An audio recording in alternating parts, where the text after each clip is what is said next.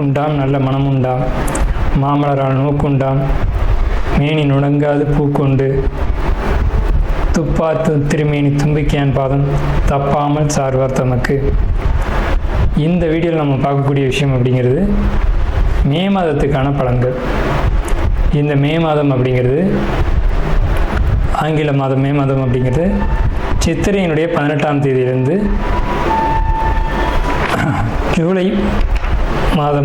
ஜூலை மாதம் தொடக்கம் வரைக்கும், அதாவது சித்திரை வைகாசி 17ஆம் தேதி வரைக்கும் இருக்குது. மொத்தம் 30 நாள் இருக்குது இந்த மே மாதம் அப்படிங்கிறது.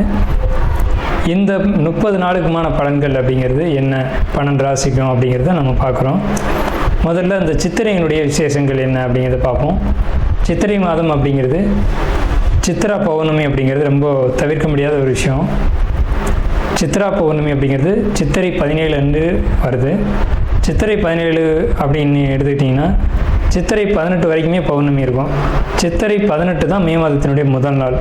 அப்போ இந்த மே மாதம் தொடங்கிறது சித்ரா பௌர்ணமியில் தான் தொடங்குது. ஸோ இந்த மே மாதம் மிகுந்த சிறப்பு வாய்ந்த மாதம் அப்படிங்கிறத நம்ம தெரிஞ்சுக்கணும். இந்த மாதத்தினுடைய கிரக நிலைகள் அப்படிங்கிறது ரொம்ப ரொம்ப ரொம்ப விசேஷமாக இருக்குது. என்ன விசேஷமாக இருக்குது அப்படின்னு கேட்டிங்கன்னா, மேஷத்தில் வழக்கம் போல் எல்லா சித்திரை மாதத்திலும் சூரியன் உச்சமாக தான் இருப்பார். ஆனால் இந்த வருடம் மட்டும் செவ்வாய் ஆட்சி பலம் கொண்டு அதே வீட்டில் இருக்கார்.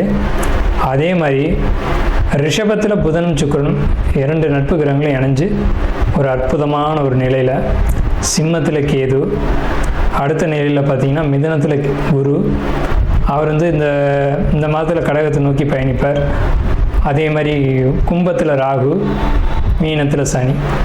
இந்த மாதிரியான விசேஷம் கொண்ட ஒரு கிரக அமைப்புகள் இந்த மே மாதத்தில் அமைஞ்சிருக்குது அப்படிங்கிறது 12 ராசிக்குமே ரொம்ப ரொம்ப ரொம்ப சிறப்பான பலன்களை கொடுக்க இருக்குது. என்ன அப்படின்னு கேட்டிங்கன்னா, 2 சுப கிரகங்கள் அதாவது ஒரு சுப ராசியில், ரிஷபம் அப்படின்றது விசேஷமான ராசி, அங்கே புதனும் சுக்கிரனும் இணைஞ்ச மாதிரி ஒரு மாதம் பிறக்குது அப்படின்னாலே அது விசேஷம்தான். சரி, என்ன மாதிரியான நல்ல பலன்கள் நடக்கும் அப்படிங்கிறத நம்ம பார்ப்போம்.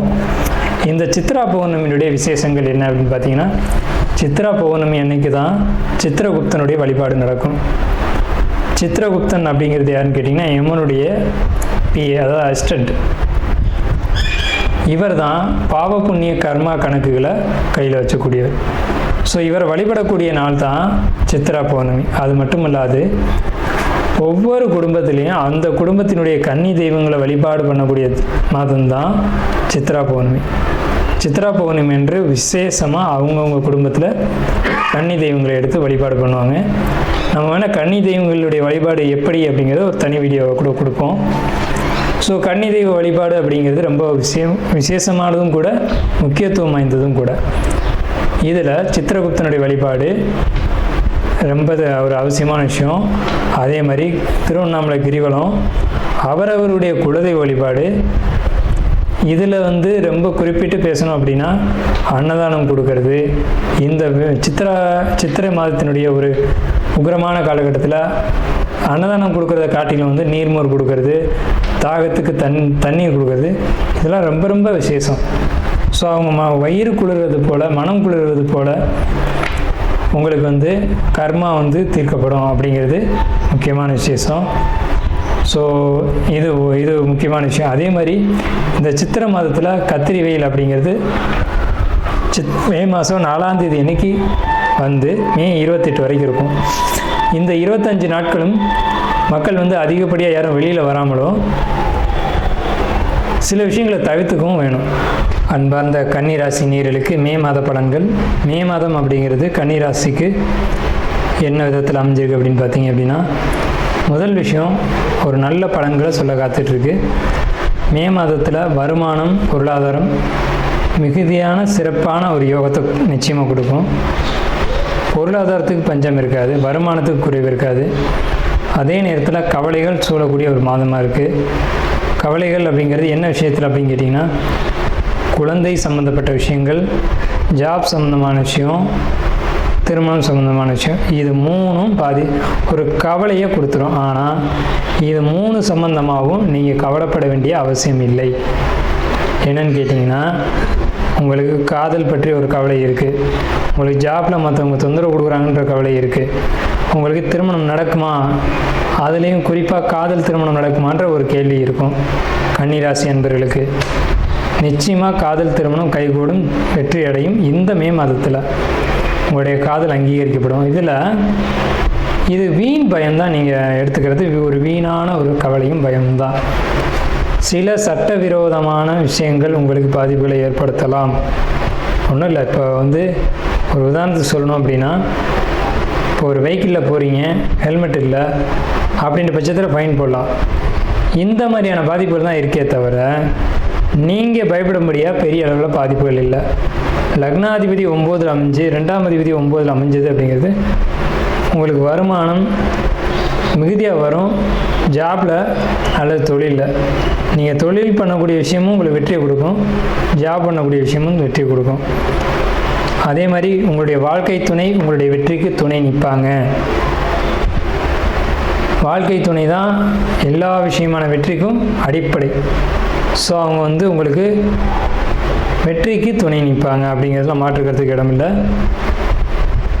உங்களுக்கு ஜாப் சம்மந்தமான ஒரு எண்ணங்கள் இருக்குது அப்படின்னா, அதுவும் ஐடி துறையோ அல்ல வெளிநாட்டு சம்மந்தமான ஜாப் முயற்சி பண்ணிக்கிறீங்க அப்படின்னாலோ இந்த காலகட்டம் உங்களுக்கு ஏற்ற காலகட்டம். ஆனால் ஒரு சின்ன விஷயம், உங்களுடைய சுய ஜாதகம் அதுக்கு சப்போர்ட் பண்ணுதா அப்படிங்கிறத பார்த்துங்க. அதாவது சுய ஜாதகம் அப்படின்றது நீங்கள் பிறந்த காலகட்டத்தில் எந்த ஜாதகம் அது சப்போர்ட் பண்ணுதான்றதை பார்த்துக்கோங்க. அது சப்போர்ட் பண்ணல அப்படின்ற பட்சத்தில் நீங்கள் கொஞ்சம் கவனமாக தான் இருக்கணும். ஏன்னு கேட்டிங்கன்னா, இந்த காலகட்டம் கொஞ்சம் கண்டகச்சனி அப்படிங்கிறதுனால யோசித்து செய்யணும் அப்படிங்கிற அமைப்பும் இருக்குது. ஸோ அதனால் இந்த எச்சரிக்கை. மற்ற மாதிரியான கவலைகள் உங்களுக்கு அதிகம், டிப்ரெஷன் உங்களுக்கு அதிகம். இதனால் நீங்கள் செய்யக்கூடிய ஜாப்பில் ஏதேனும் தவறுகள் செய்து அதன் மூலமாக ஜாப்பில் சில சங்கடங்களை நீங்கள் சந்திச்சுக்கலாம் அப்படிங்கிற ஒரு அமைப்பு இருக்குது. அதே மாதிரி படிப்பில் மதிப்பெண் குறையும். மாணவர்களை பொறுத்த வரைக்கும் கலைத்துறையில் இருக்கக்கூடியவங்களுக்கு மதிப்புகள் குறையும். அதே மாதிரி உங்களுக்கு கலைத்துறையில் இருக்கவங்களுக்கு மதிப்புகள் குறைஞ்சாலும் வாய்ப்புகள் கிடைச்சிக்கிட்டே தான் இருக்கும். அந்த வாய்ப்புகளை பயன்படுத்தி நீங்கள் முயற்சி செய்து வெற்றி அடைஞ்சிக்கணும். நாம் இதுவரைக்கும் பார்த்த ராசி பலன்கள் எல்லாமே பொதுவான ராசி பலன்கள் தான், 12 ராசிக்குமே. இப்போது உங்களுடைய தனிப்பட்ட பிறப்பு ஜாதகம் அப்படிங்கிறது உங்கள் ஜாதகத்தில் தனிப்பட்ட பலன்களை கையில் வச்சுருக்கோம். உங்களுக்கு ஜோதிடம் சம்பந்தமான சந்தேகங்கள் இருந்தாலும் சரி, அல்லது ஜோதிடம் பார்க்கணும் அப்படின்ற எண்ணங்கள் இருந்தாலும் சரி, இல்லை ஜோதிடத்தில் சந்தேகம் இருக்குன்னு நீங்கள் நினச்சாலும் சரி, நம்ம நம்பர் கீழே ஸ்க்ரீனில் தெரியுது. அந்த நம்பருக்கு காண்டாக்ட் பண்ணி நீங்கள் எந்த நேரத்தில் வேணாலும் நம்மக்கிட்ட பேசலாம். இல்லை ஜாதகம் பார்க்கணும் அப்படின்னாலும் நீங்கள் அப்பாயின்மெண்ட் வாங்கிட்டு எப்போ வேணாலும் நம்மளை காண்டாக்ட் பண்ணி ஜாதகம் பார்த்துக்கலாம். நன்றியும் வாழ்த்துக்களும். வாழ்க வளமுடன்.